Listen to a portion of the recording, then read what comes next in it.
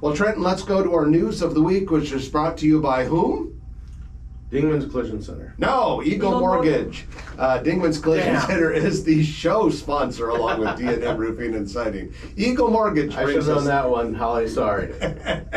Eagle Mortgage brings us the news of the week, and they have been bringing good mortgages to their clients for more than 30 years. VA, FHA, conventional mortgages, they do all of that sort of thing. And, you know, right now more than ever, it is important to deal with a mortgage broker because they can shop a variety of banks. They're not beholden to one financial institution, so they can find the best deal for you and really the lender that kind of clicks with you and your circumstances. You can find them in person at 114th and Davenport Street or online at Eagle Mortgage Company. People have a lot of questions when it comes to mortgages, and even if you're thinking about buying a house, how you're going to qualify, how much house can you buy, go talk to Holly and the people at Eagle Mortgage, and it just makes it a lot easier. They'll put you at ease. As we always say, for the vast majority of people, a house is the most expensive thing they ever buy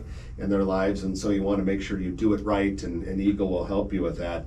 So Trenton, a couple days ago, I was driving downtown on my weekly Grow Omaha tour, and I was really taken back by how fast they are attacking the Holland Center expansion. It's like a $100 million plus project on the east lawn of the Holland Center. The crews are just tearing up that site. It's kind of got that feeling that the project's going to move pretty quickly down there.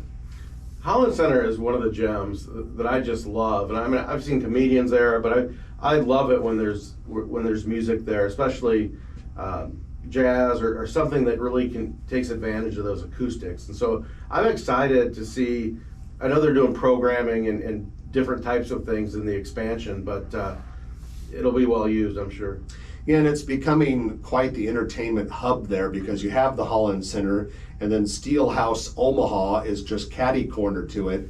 This new thing, which will have a lot of programming and classes and things like that for the arts, is right there. I mean, it's just immediately east of the Holland and immediately south of Steelhouse Omaha.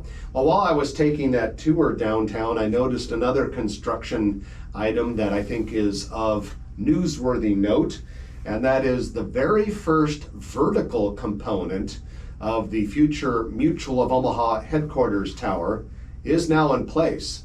Workers have installed some frames for reinforced concrete on the north edge of the Mutual construction site, so along the south side of Douglas Street.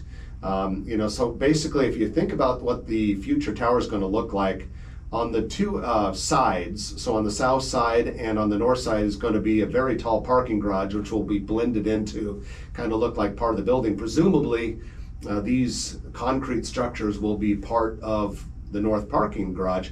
But I think the newsworthy thing is it's already starting to go vertical. That project is going a little faster than I think I would have guessed. Absolutely, and what I like about it, you probably remember, because you're like me when it comes to construction, the continuous pour of the pilings and the footings for the First National Bank Tower. Do you remember how long that took?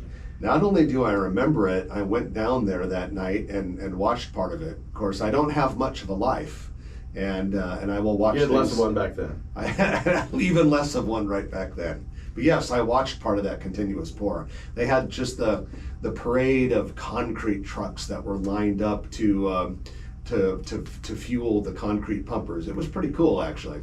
Yeah, and I'm sure we'll see the same thing again. Perhaps, yeah. It looks like some things, when I remember, it's been a while, but when I remember watching the construction of the First National Tower, it seems like certain things were just done differently.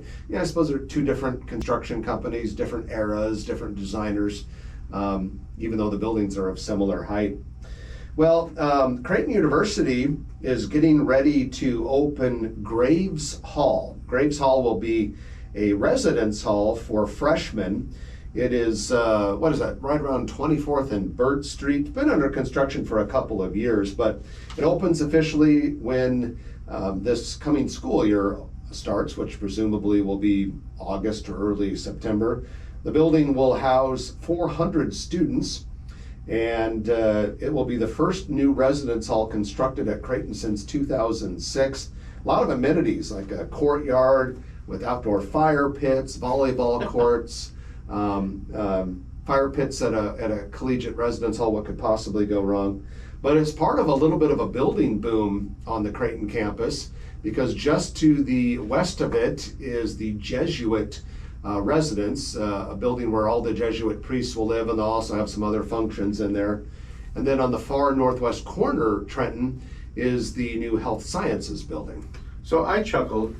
I think it's all great, and it's a positive chuckle, but when you think about where you stayed in the dorms at Lincoln, and I stayed, or did you ever go to the dorms, or did you go right in the fraternity house? I went right in the fraternity house, but there were 2 summers where I lived in the dorms. Okay, so at Sharp Hall down at Tulane University in New Orleans, nice humid summer. It was fine, but it certainly wasn't a new dorm, and these freshmen, talking about being privileged. Oh, Wow. Yeah, we lived in cramped little quarters, and in fact, for part of my freshman year in college in the fraternity, I had to do an open air dorm where there were about 20 of us in one big room with a whole bunch of bunk beds. And these college kids today don't realize how nicely they have it with their suites and their semi-private bathrooms. Upgrades for our 2-person dorm rooms where people made bunk beds, and they got like a wood frame, and they'd buy it from somebody else from the year before or whatever, and there'd be companies that come in and install it for you. Or we would loft all of our beds with they would build a frame along the wall, and there'd be a chain. It's amazing none of them ever collapsed. But we would do that. And So congratulations to the freshmen at Creighton that get brand new dorms. yeah, I hope those soft pampered Creighton freshmen appreciate what they have compared to what us old timers had back in the day. Well, we have finally a construction progress update, the Flats on Howard. It's a 6-story building at 2323 Howard Street. And this building will contain 120 market rate apartments, a $28 million investment. That is going up fairly quickly. First 2 floors made of concrete have been in place, and now they are putting in a couple of wooden floors above that. 2 more to go, but that project's coming along nicely and will be a great infill for that neighborhood that you could say is kind of on the southwest corner of the downtown area. I'm really excited for another apartment project, the Trio, at 15th and Farn, right across from Pickleman's. Mm-hmm. And then the owner of Pickleman's is opening soon, give it a couple weeks, is opening Untamed Kitchen, which is a new concept by Alex Harrington, right where that Jazz used to be. So I think they'll have like 16 or 18 apartments upstairs eventually, but they'll have a couple restaurants next to Jimmy John's on the main floor. Yeah, we're looking forward to seeing that. And that is your news of the week, which is brought to you by Eagle Mortgage, eaglemortgagecompany.com. If you like this video, be sure to hit those like and subscribe buttons. And remember, Grow Omaha is not just media. This is a mission. We are trying to build up Omaha and make it an even better place. We can only do that with your help. Share this video with your friends, neighbors, and family.